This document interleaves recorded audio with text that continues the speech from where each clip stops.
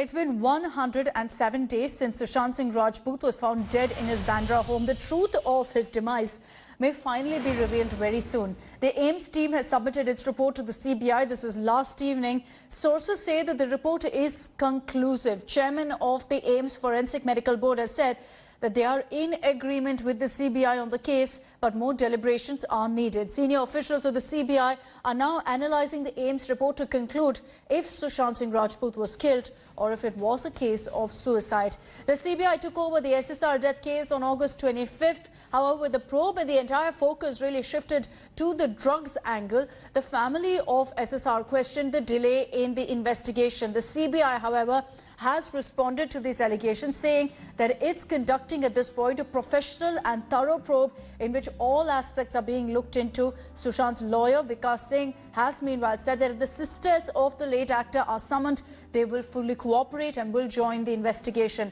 Sushant's friends, meanwhile, will go on a hunger strike from the 2nd of October, that's on Gandhi Jayanti, to seek justice for the late actor. CBI जो है अभी case को मतलब solve नहीं कर पा रही है, क्योंकि अभी एनसीबी जितना अपडेट हो रहा है वो दे रही है, सीबीआई अभी तक कुछ नहीं कर रही है।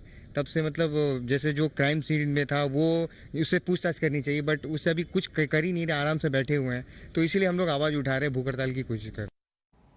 Munish Pandey is getting us more details on this. Munish, the fact that the AIIMS report is conclusive, it perhaps will ensure that the CBI also gets some clarity with regards to the mystery surrounding Sushant Singh Rajput's death. Are we expecting some communication from the Central Bureau of Investigation in a matter of days, considering that there is a lot of pressure on the CBI? Sushant Singh Rajput's family has been claiming that there is a delay for no reason.